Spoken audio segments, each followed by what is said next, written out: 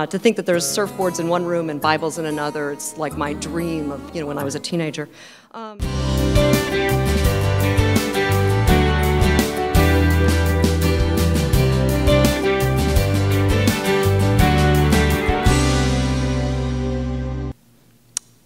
the true story. Given it's that time of year again, and no, I don't mean the start of term, but something equally annual and far more fun, I want to tell you an anecdote. This really happened, folks, and recently. My son Kevin and I were at the Los Angeles County Fair. We love the fair. Who wouldn't?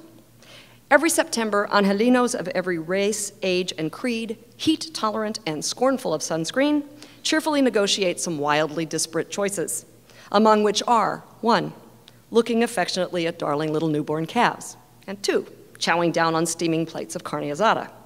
You can watch the down-home apple pie judging, or the pig races, or the Led Zeppelin tribute band, or the monster truck rally madness, Bigfoot versus Carzilla.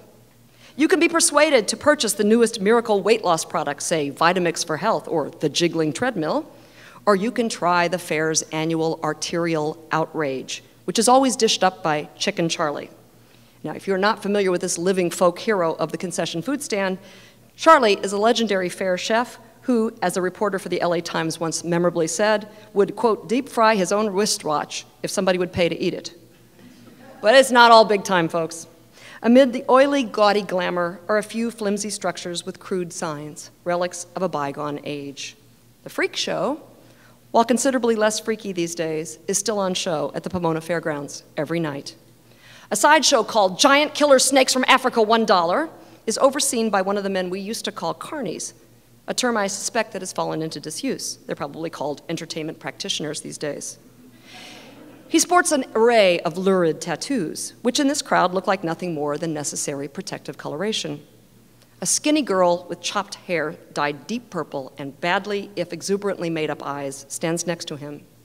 She might be close to legal drinking age, but to my suspicious old eyes, she bears an unnerving resemblance to one of the baby animals in the farm exhibit.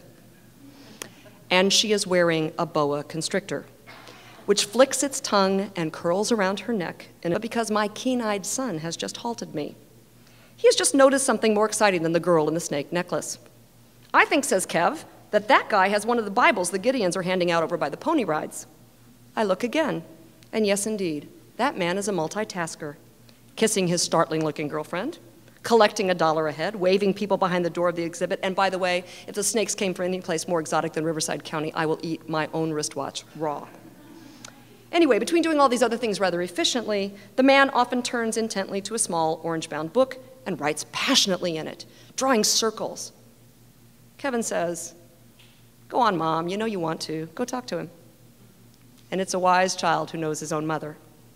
Ever since I guest curated this Bible exhibit called The Bible at the People at the Huntington Library in 2004, I have been possessed by a shameless, insatiable curiosity about the people who privately read the Bible in public.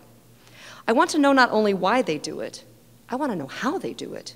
Because the answers to the latter question I find are always different and interesting, while the answers to the former can often sound pretty much the same. So I tell my filial companion to go on without me. Rumor has it Charlie is deep frying butter this year, but we have our doubts. And then I walk over to meet a man, a woman, and a snake. Sure enough, the man holds a pocket-sized New Testament in his left hand and a pen in his right. And I take this to be an encouraging sign, because the mark of a true reader is a willingness to mark up books. I'm sorry I said that in front of librarians, excuse me. Not you guys, and not here. All right, buy your books if you're gonna mark them up. And so I wade right into what I think of as now familiar territory. Is that a Gideon Bible, I ask? Do you have a Bible at home, and if so, how many? Did you grow up reading scripture? What's your favorite verse? Have you memorized any of it? He just looks at me. Finally, I ask, and I'm desperate by now, how can you concentrate on reading such a hard book? So difficult to understand, with all this noise, and Chicken Charlie's frying butter over there, and and there's all these snakes. I stop, because now I am definitely regretting my intrusion. But the man is only waiting for me to finish my vain babble.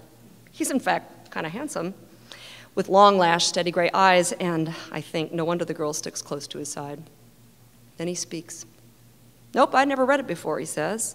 "But some guy over there by the pony rides gave this to me, and now here he stops, shaking his head in astonishment, And then he speaks very carefully in one-word sentences, watching me intently all the while.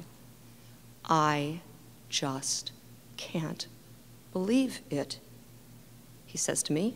Then he pauses, then outpours this great tumble of words. Everything in the world, he said. Everything in my whole life, everything in the world, I tell you, everything in the world, it's all. He stops again because he's searching.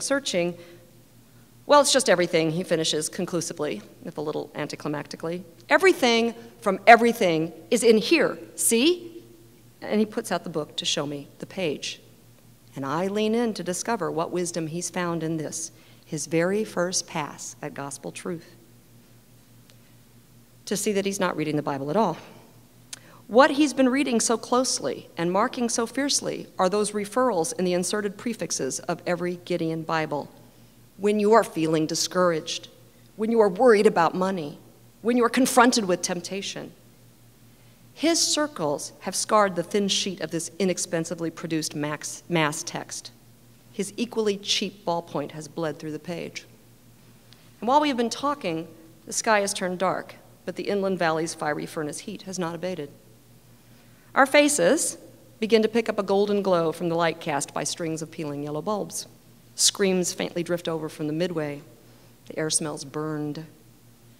I thank him for his time and his courtesy to a stranger. Before taking my leave, I get up the nerve to give the woman's necklace a cautious little pat. I have to ask, aren't you afraid it will kill you? Nah, she says. I'm not his prey. That's the end. Now, I know what you were thinking. What on earth does this have to do with the early modern Church of England and its increasingly disaffected official attitude towards the Bible? In fact, my Yale University press editor thought the same thing and cut this part from my book, The Bible and the People, calling it too eccentric. Brits. But my answer would be everything. Everything from everything I've been talking about this afternoon is in there. See? A straight line connects the Puritan, user-friendly Geneva, a Bible that practically calls out, read me, you can do it, in every marginal note and helpful addition, to the Gideon Bible, designed to grace every motel room in America, and now the LA County Fair, over by the pony rides. Both populist Bibles have as their primary goal access. And the history of the Bible and the people, when traced across many, many centuries, is of increasing access to the Word. That was not a goal, though, really, for a young, conflict-ridden state church like that one of the Church of England, the church that actually produced the greatest Bible ever translated.